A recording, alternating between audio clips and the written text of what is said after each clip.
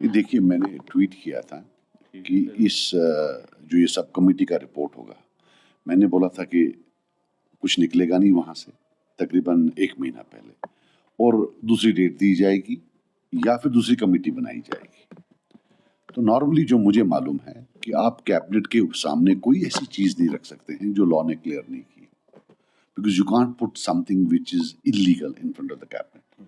सो cabinet से clear करके जाती है।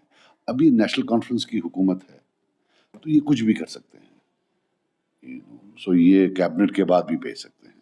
लेकिन मुझे कोई इसमें जो है, I don't think they have a solution. मुझे जो लग रहा है, जो उनकी बॉडी लैंग्वेज है वो डिले की है, जो उनकी बॉडी लैंग्वेज है वो एम्बिग्यूटी की है, वो एक्शन की नहीं है। मुझे नहीं लग रहा है, आई डाउट इट, कि ये कोई जो है ऐसी रेजोल्यूशन मुझे नहीं लग रहा है। और अच्छा होगा ना, अभी वो क्या बोल रहे थे आपके जो टीवी चैनल्स हैं, जी मैंने सुना अभी हुआ है प्रेस कॉन्फ्रेंस, तो क्या बोला उन्होंने? बिल्कुल सीएम साहब ने क्या बोला? देखिए, अगर हम सीएम मैं तो 2.5 साल था और सुना, और क्या बोले वो, कि अब जो लग रहा है कि उनकी बातों से कि जो ये सारा रिजर्वेशन का प्रॉब्लम है, ये इसलिए है कि मैं सरकारी मकान में रहता हूँ। सबसे पहली बात उमर साहब को बोलूं कि 2014 में उमर साहब हारे, सीएम रेजिडेंस में थे 2022 तक। वो 8 साल किस बेसिस पर थे सीएम रेजिडेंस में? On what basis was he there? वो तो दिल्ली में भी 2 साल थे, मरहूम मुफ्ती साहब ने तो निकाला ही नहीं उनको। तो ये जो सेंस ऑफ एंटाइटलमेंट है इनकी, इसकी एक लिमिट है। और फिर ये इन्होंने उसमें बोला है कि भाई मैं उनके करीब था भाजपा के। जी ये ड्रामा खत्म। वो लोगों ने देखा कि इलेक्शन के बाद कौन शॉल लेकर गया। निशिकांत दुबे जैसे एक एमपी हैं जो सिर्फ एंटी मुस्लिम स्टेटमेंट्स देते हैं, और उनके साथ तो इनको जाने की जरूरत ही नहीं थी, वो तो गवर्नमेंट का हिस्सा ही नहीं है। उनको भी शाल पहना रहे हैं, मोदी जी को शाल पहना रहे हैं। हम जब असेंबली में होते हैं, यहाँ से सुनील शर्मा बोलता है एलओपी कि मोदी जी ग्रेट हैं, वहां से उमर साहब बोलता है कि मोदी जी का शुक्रगुजार हूं। अब हमें ये नहीं लगता ये उसका मोदी अच्छा है या इसका मोदी अच्छा है? Does he have no Shem?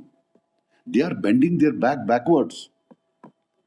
वैष्णव देवी जाकर टीका मार रहे हैं, लाल वो टोपा लगा रहे हैं उनको बोलने के लिए कि भाई हमारा कुछ सुनो, और देन सजाद लोग को बोल रहे हैं कि भाई तूने किया, मैंने कुछ नहीं किया है।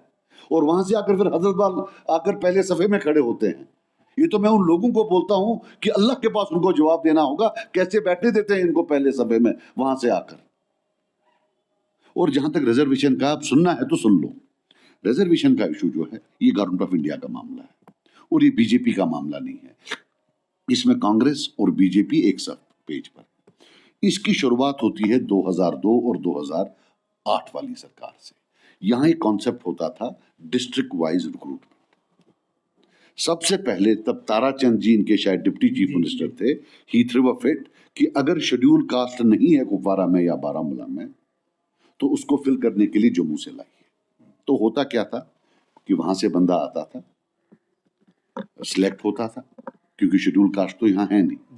जब डिस्ट्रिक्ट रिक्रूटमेंट है तो शेड्यूल कास्ट कैसे ला? जब है नहीं तो ठीक है, यू कांट फोर्स समथिंग। और उसके बाद most of them with post transfer to Jammu. एक तो वहां से लाते थे, फिर पोस्ट भी खा जाते थे जम्मू। This is 2002-2008। फिर शायद आजाद साहब आए, इसी हुकूमत जो है रिजर्वेशन का जो है उन्होंने डिस्ट्रिक्ट रिक्रूटमेंट ही बंद कर दी। पहले क्या होता था, non gazetted post equitably distribute होते थे अक्रॉस डिस्ट्रिक्ट, सबको मिलता था। तो जो रिजर्वेशन का इम्पैक्ट था ये डाइल्यूट होता था। इस वक्त भी मैं आज सोल्यूशन बोलता हूँ, go back to district recruitment, और जो नॉन गेस्टेड पोस्ट के लिए और गेस्टेड पोस्ट के लिए including KS go for provincial recruitment. Kashmir valley, Jammu province, ये एक, और ये दूसरा, राइट? सेंसस होने वाला है on caste, on the basis of caste रखिए। वैलीज में अलग रिक्रूटमेंट कर दिए, वहां से अलग रिक्रूटमेंट करिए। हम सीधे 80% पर आ जाएंगे, 85% पर, बिकॉज वो वाली जगह 80% मैंने प्रूव किया है असेंबली में जो है रिजर्व है। ये क्यों नहीं, जो बाकी पार्टी झूठ क्यों बोल रही है? विद इन कश्मीर कोई प्रॉब्लम नहीं है। 90% ऑफ योर प्रॉब्लम और 80% of your problem is because 80% of Jammu is reserve. That is the whole problem, that is the whole issue. और इसमें to be very honest with you, चाहे पीडीपी है, चाहे कांग्रेस है, चाहे भाजपा है और चाहे नेशनल कॉन्फ्रेंस है, इन्होंने उनको फैसिलिटेट किया है आज की इस रिजर्वेशन केस में। मेरे 2.5 साल हैं, 2.5 साल में बंदा कितना ही कर सकता है? आप ही बताइए, आप ही बताइए कितना कर सकता है? 2.5 साल में मैं कितनी बर्बादी कर सकता हूँ? आप वो बताइए। हमारे वक्त हमने पहाड़ी जो है वो किया था 2% और इकोनॉमिकली वीक सेक्शन किया था और वो रिजेक्ट किया तब के गवर्नर साहब ने। उनने बोला ये अनकॉन्स्टिट्यूशनल है। हालांकि फिर जब गवर्नमेंट ऑफ इंडिया से आया और हमारा जो EWS था वो टारगेटेड था to urban areas, Srinagar, Jammu, Anantnag, Sopore, और हमने वहाँ जो सैलरी का रखा था, कोई लैंड वैंड का नहीं रखा था, सैलरी रखी थी 1 लाख रुपए, उसमें गरीब एक्चुअल आ जाता। इस वक्त भी जो EWS की क्लासिफिकेशन है ये चेंज कर सकते हैं। They can do many things but they don't want to do it, and this is they will have to do, and then we will also have to approach government of India that come what may, आप बाहर के job should be reserved for locals, right? So there is provincial based, district based. आप वो लाइए, आप देखिए हमारा 90% problem resolve हो रहा है। अभी ST देखिए, आप देखिए वो कश्मीर से कितने ST आते हैं? नॉट इवन 5%, 95% वहां से आ रहे हैं। शेड्यूल कास्ट सारे 100% वहां से आ रहे हैं। OBC 99% वहां से आ रहे हैं। ALC 99% वहां से आ रहे हैं। EWS 99% वहां से आ रहे हैं। यहाँ मुश्किल से RBA आ रहा है, वो भी I think that has been brought down to 10%, और कितना है 10% है, 10 या मुझे याद नहीं है कितना है। So this is the theory of your reservations and a proposed resolution. अब ये बताएं ये क्या करने वाले हैं? बस एक आखिरी सवाल। For District 1 easily and Provincial 1, they can easily go for it. You cannot kill. Look, I'll tell you one thing. हमारे यहाँ टॉप डॉक्टर्स आए थे, डॉक्टर अली जान साहब थे, खुरू साहब थे, गुरु साहब थे, अलाकबंद साहब थे। अगर रिजर्वेशंस होती, इनमें से एक भी नहीं होता, not one. We are talking of a disaster at a future date. This cannot be allowed. We have great structural engineers, great advocates. So, affirmative action, downtrodden को ऊपर उठाना, nobody is against that, but not at the cost of totally annihilating merit and having a meritless society. And that too, उसमें भी क्या हो रहा है कि आप जम्मू का जो देखिए होता है, I will tell you how it works. जैसे शेड्यूल कास्ट है, वो सारा उधर है। 8% of J&K translates into 16 to 20% of Jammu.